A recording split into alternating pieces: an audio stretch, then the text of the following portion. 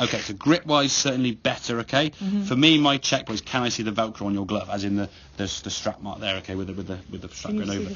As long as I can see this, which is going to be that bit there on your hand, as long as I can see that, I know your hand is sufficiently over. Ideally, it could come a smidgen more, but I think at the moment that's kind of where you're fine. If you default back and that Velcro kind of disappears underneath this way, so we couldn't see that sort of this strap here. So if your hand was, for example, that way too far, I couldn't see that. The fact your hand turned over this way, I can now start seeing this. So as long as your hand's over and we can see the FootJoy logo on your glove there, your hand's in a sufficiently good enough position. Yes, it could come over a little bit more, but as we are there, it's fine. Swing wise, for me, the thought we've got to talk about now is this sort of swaying, as you said, the visual or this feeling of swinging sort of with inside a phone booth or a barrel. Even before that club had gone back, I don't know, a couple of foot there, you've moved almost onto the side there, that red line, and now you're moving off the ball. Left foot's off the ground an awful lot. Now, if you were doing some chip shots or some small little shots there, I know for a fact your left foot wouldn't have moved that much, and therefore your left knee, if you were just chipping the ball 10 yards. And that's kind of how long your swing would be, 20 yards maybe.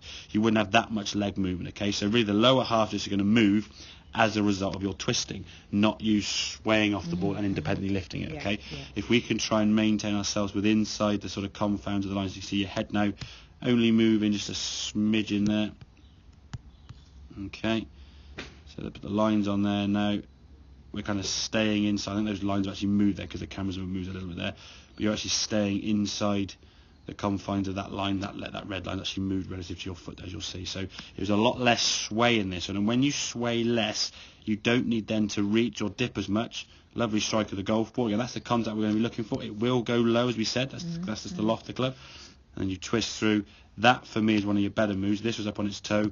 That was on your left side. And if we actually look at the swing in its entirety, the things we discussed in the past before, that recoil, if we just watch the swing now on the right, it just stays there. There's no sort of and sort of recoiling it back, as we said, and that generally came from when there was a bit of anxiety of please hit it right and not twisting through as much. But if you sway a long way this way, it's very hard then to rotate back and move back this way. So all the movements really are affected by probably the first, I don't know, 2 or 3 feet of that swing. If you're moving that much there in that first movement, you're going to see that, especially if your shadow was there. So if you had the sun up here somewhere, so your shadow's kind of sort of here and there, you're stood there and stood on the golf ball.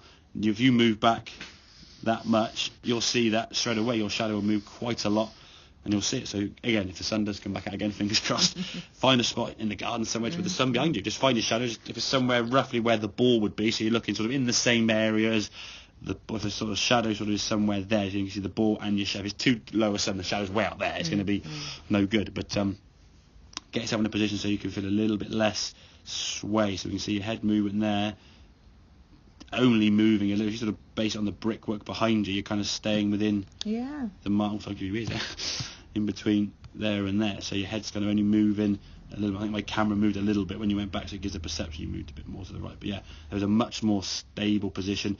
And look at your left foot, your left knee. It's all on the ground, you see. Once she's on the ground, you've got a much more stable base. So therefore, you can rotate through with much more efficiency. But I say, default back to you is that left-hand grip, and in some ways that sway, and that's so with all shots. Even when you're putting and chipping sometimes, we see the sort of movement off the ball. So it's trying to make sure the top half just rotates and everything follows with that, kind of like a sort of dog chasing his tail, rather than sort of trying to lunge back and set the club. Okie dokie? Yeah, excellent. fine.